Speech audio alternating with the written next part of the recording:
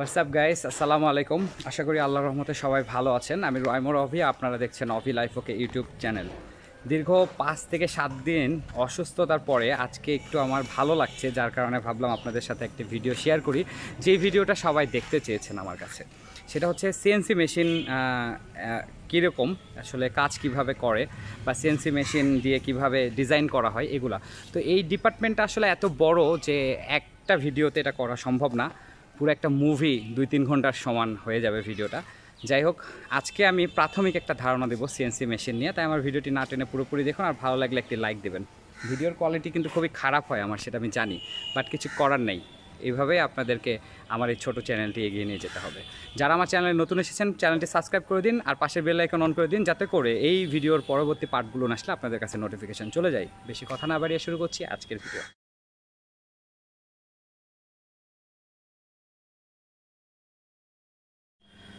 দর্শক, ভিডিও স্ক্রিনে এই মুহূর্তে আপনারা যে মেশিনটি দেখতে পাচ্ছেন, এটা একটা অত্যাধুনিক চায়না মেশিন, যেটার নাম হচ্ছে সিএনসি রাউটার মেশিন। মূলত কাঠের ডিজাইন করার জন্য এই মেশিনটি বাংলাদেশে আমদানি করা হয়।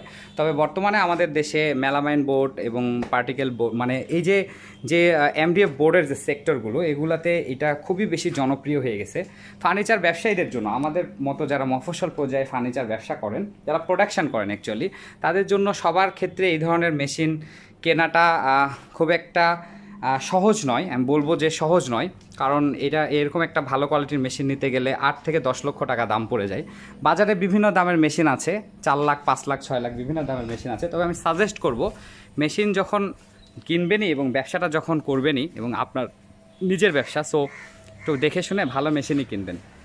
তো মেশিনের ক্যাটাগরি অনুযায়ী দামটা হয়ে থাকে।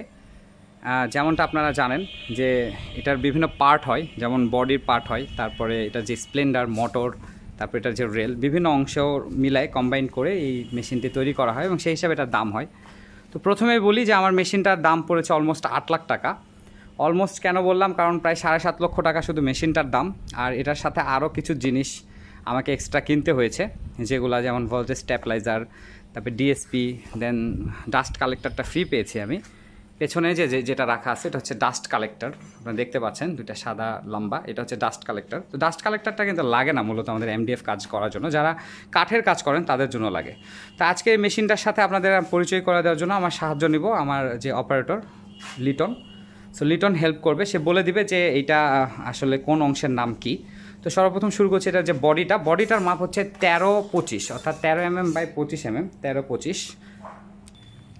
13-25, অর্থাৎ 13 মিলিমিটার হচ্ছে 1300 মিলিমিটার হচ্ছে এদিকে, 1219 মিলিমিটার হচ্ছে এদিকে চওড়া, আর লম্বাই হচ্ছে হলো 2438 মিলিমিটার। যাই হোক, ধরো 2500 মিলিমিটারই ধরে নিলাম। 13-25 বললে আপনারা পাবেন হচ্ছে 1238 মিলিমিটার প্লাস হচ্ছে 2438 মিলিমিটার লম্বা এদিকে। এরপরে যেটা বলবো, এটা আমার যন্ত্র কোম্পানির, এখানে দেখেন খুব সুন্দর লগো দেওয়া আছে। এরপরে যে উপরে যেটা দিয়ে মূলত ডিজাইন করা হয় মোটরটা, এটার নাম কি? এটা হচ্ছে স্প্লেন্ডার। আচ্ছা, স্প্লেন্ডারের ঠিক এই জায়গাটাতেই কিন্তু বিটটা লাগানো থাকে। হ্যাঁ, এবং বিটটা যেটার ভিতরে লাগানো থাকে ওটার নাম হচ্ছে কলিট। অর্থাৎ একটু ভালো করে আমি যদি দেখাই, মেশিনটা কি স্টার্ট আছে নাকি? আর আরেকটা কাজ যেটা আমি সবাইকে বলবো, যে আপনারা মেশিনের সাথে অবশ্যই কিন্তু একটা আর্থিং করে নেবেন, না হলে কিন্তু শক করতে পারে। এই কাজটা প্রথমে করতে হবে। তো এই যে এটার যে ভিতরে যে এই জায়গাটা যেখানে বিটটা লাগানো আছে, কাটিং বিট বা ডিজাইন বিট যেটাই লাগান না কেন, এটা যার সাথে লাগানো থাকে সেটাকে বলে কলিট। ওকে, কলিট। আর এই যে এটা যেটা লাগানো আছে, যেটাতে প্যাচ দেওয়া আছে, এটার নাম কি? যেটাতে লাগানো আছে, আচ্ছা, এটা একটা অংশ মেশিনের, যেটাতে আসলে টাইট দেওয়া থাকে। প্রতিটা অংশেরই নাম আছে, বাট আমরা সবার সাথে পরিচিত না। এরপরে বলি যে স্প্লেন্ডারটা, এটার কিলোওয়াট হচ্ছে 6 কিলোওয়াট। আমি যেটা নিয়েছি এটার কিলোওয়াট হচ্ছে 6 কিলোওয়াট। এটা 4 কিলোওয়াট থেকে শুরু হয়, 4 হয়, 4.5 হয়, তারপরে 5 হয়, তারপরে 6 কিলোওয়াট হয়। তো আমারটা হচ্ছে 6 কিলোওয়াট। এরপরে এই রেলটা, এটার নাম হচ্ছে রেল, অর্থাৎ এটার ভিতর দিয়েই এটা কিন্তু যাওয়া আসা করে। যেমন একটু তুমি মুভ করে দেখাও দর্শক, আপনারা দেখতে পাচ্ছেন যে স্প্লেন্ডারটা ডানে বামে যে মুভ করতেছে, সেটা কিন্তু এই রেলটার মাধ্যমেই কিন্তু করতেছে। এটাকে বলে রেল। এবং এই রেলের পেছনে যেটা এখানে একটা জিনিস লাগানো আছে, এই যে আমরা গ্রিজ দিয়ে রেখেছি, এটার নাম কি? র্যাক। এটার কাজ কি মূলত? এটা পিছনে হ্যাঁ, এটার যে পেছনে আমি দেখাই, এটার দুইটা অংশ। সেটা হচ্ছে এই স্প্লেন্ডারটা কিন্তু মুভ করতেছে এই যে ঠিক এই জায়গাতে এটার মাধ্যমে, এবং ভেতরে কিন্তু আরও একটা এরকম এইটাকে কি বলে, এটা গাইড। আচ্ছা, এখানে টোটালি আপনারা গাইড দেখতে পাচ্ছেন, 1টি 2টি 3টি 4টি, এবং এই পাশেও আছে 4টি, অর্থাৎ 4 4 8টি গাইড আছে। এবং এর ঠিক ভিতরেও কিন্তু একটি গাইড না, ওখানে কিন্তু একটা রেলের সাথে র্যাকের সাথে কিন্তু ওখানে কিন্তু একটা কি বলেন যে লম্বা একটা যেটার মাধ্যম দিয়ে ঘোরে, আচ্ছা প্যাচ সিস্টেম একটা নাট আছে যেটার ভিতর দিয়ে এটা যাওয়া আসা করতেছে, অর্থাৎ এটার মাধ্যম দিয়ে এখানে এটাতে যখন যাওয়া আসা করে তখন কিন্তু ওটাও ঘোরে, তাই তো? এটার কাজটাই হচ্ছে এই স্প্লেন্ডারটাকে মুভ করানো। তো তার পেছনে যেটা আছে টোটালি 8টা এই যে গাইড পাবেন, এই গাইডগুলো কিন্তু ওঠানামা করে এবং এগুলোতে কিন্তু মোবাইল যায়, তাই তো? আচ্ছা, এরপরে যে মাঝখানে যে এই জিনিসটা মাঝখানে যেটা এখানে একটা দেখতে পাচ্ছেন, এটার নাম কি? স্ক্রুপ। দর্শক, এই মাঝখানে যেটার মাধ্যমে এই স্প্লেন্ডারটা আপ অ্যান্ড ডাউন হয়, অর্থাৎ উপরে ওঠে এবং নিচে নামে, ওটার নাম হচ্ছে স্ক্রুপ। আচ্ছা, তো এই পর্যন্ত যা যা বললাম আমি আবার একবার বলে দিচ্ছি। এটা হচ্ছে যেটাতে ডিজাইন হয়, যেটার সাথে বিটটা লাগানো থাকে সেটার নাম হচ্ছে স্প্লেন্ডার, এবং স্প্লেন্ডারের নিচে যেখানে বিটটা লাগানো থাকে সেটার নাম হচ্ছে কলিট। এবং এই স্প্লেন্ডারটা ডানে বামে যে মুভ করে এই সিএনসি মেশিনে যে বডির সাথে যেটা রেলটা লাগানো থাকে এটা হচ্ছে রেল, এবং এই রেল যেই এক ধরনের ব্রেকশোর মতো দেখতে, এটাকে বলে হচ্ছে মাঝখানে যে জায়গাটার নাম কি বললা, এটা গাইড। অর্থাৎ টোটালি 8টি গাইড আছে, এই পাশে 4টি এবং ওই পাশে 4টি, 8টি গাইড, অনেকটা ব্রেকশোর মতো দেখতে।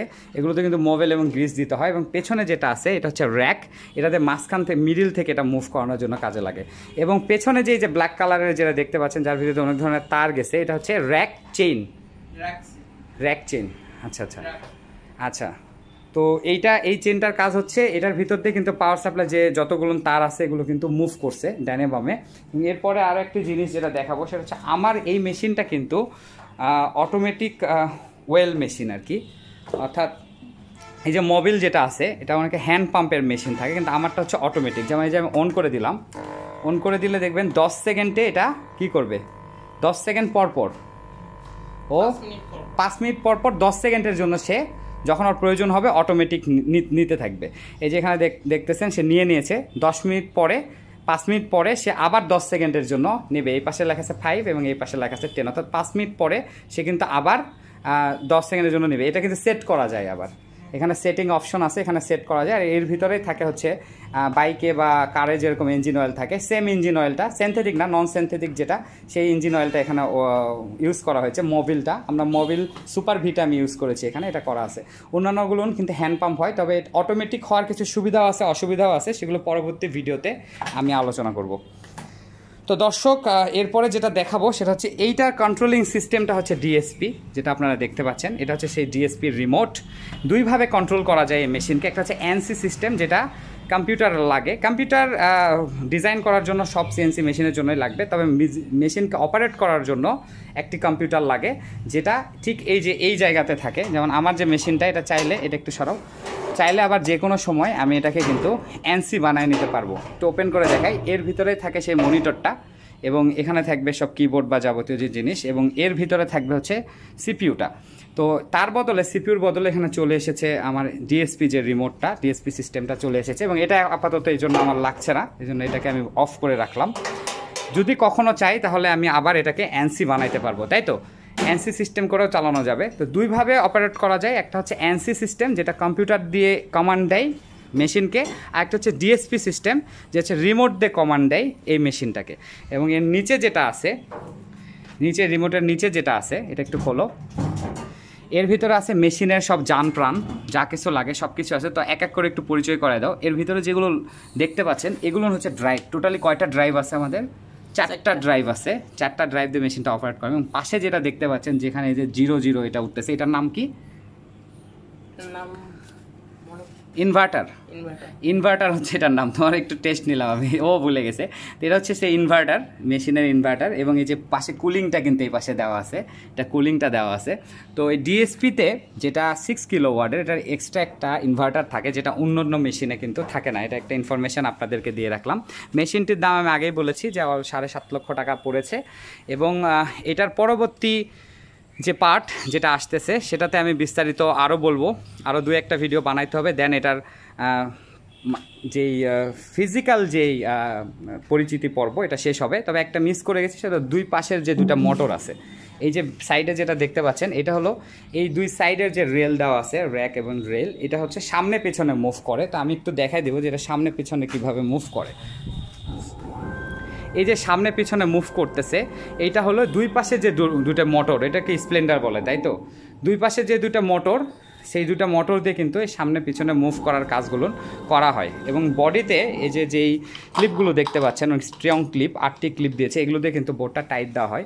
আরও অনেক কাজ আছে, এটাকে অরিজিন করতে হয়, Z0 করতে হয়, সেগুলো পরবর্তী ভিডিওতে আমি আলোচনা করব। সবাই ভালো থাকবেন, সুস্থ থাকবেন। আমার ভিডিও কেমন লাগলো আমাকে কমেন্ট করে জানাবেন। সকলের সুস্থতা কামনা করে আজকের মতো আমি বিদায় নিচ্ছি। আল্লাহ হাফেজ।